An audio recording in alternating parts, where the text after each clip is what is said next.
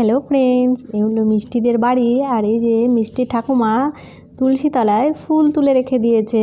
আর এদিকে মিষ্টির কাকিমা আর মিষ্টির মা আর ঠাম্মা তিনজনে মিলে বসে গল্প করছে। তো কি গল্প করছে এরা, চলো দেখে নিই।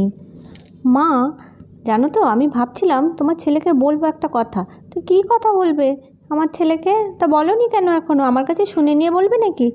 মা তুমি কি করো না, দেখো না ও কী বলে, একটু শোনো।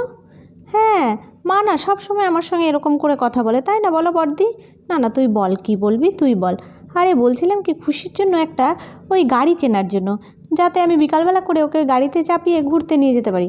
কই গো, কী বলছো? তোমরা যে আলোচনা করছিলে আমি সেটা শুনেছি। আমারও অনেক দিনের ইচ্ছে তোমাকে বলবো বলবো, তো তোমার ভয়ে আমি তো আর বলতেই পারি না যে তুমি আবার টাকা পয়সা নিয়ে কত কী না বলবে। হ্যাঁ হ্যাঁ, ঠিকই বলেছিস, এখন তো বউকে ভয় পেয়েই চলতে হবে। তো কেন না, হচ্ছে গিয়ে বাচ্চাদের জন্য কিনবি, তাতে আবার অত কী আছে। ঠিকই বলেছো, তুমি এমন করে বলছো যেন আমি তোমাকে সব কিছুতেই বাধা দিই। তো যাও না, কিনে নিয়ে এসো। ঠিক তো, আজকে তুমি বলছো তো, তাহলে যাই, আমি আর দেরি করব না। একবার যখন পারমিশন পেয়ে গেছি, যাই গিয়ে গাড়িটা কিনেই নিয়ে আসি। থাম্মা থাম্মা, বোনদের জন্য গাড়ি কিনবে নাকি? ও বাবা, খুব ভালো হবে, তাহলে আমি ওদেরকে বিকালে প্রতিদিন ঘুরতে নিয়ে যাব মাঠে। হ্যাঁ, কি মজা হবে। যাই যাই, তাড়াতাড়ি স্নানটা করে আসি। আমার জন্য গাড়ি কিনবে জানিস তো, আমার জন্য খেলনা গাড়ি কিনে নিয়ে আসবে, সেই গাড়িতে চেপে আমি সারা পাড়া ঘুরে বেড়াবো।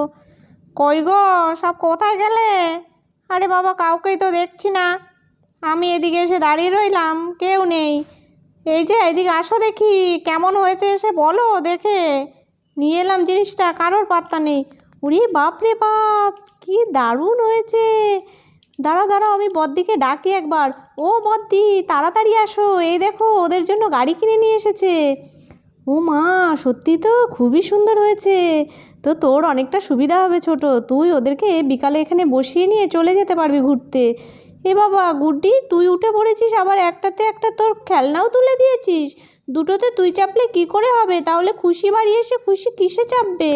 এ বাবা, এখন কি হবে, খুশি কিসে চাপবে?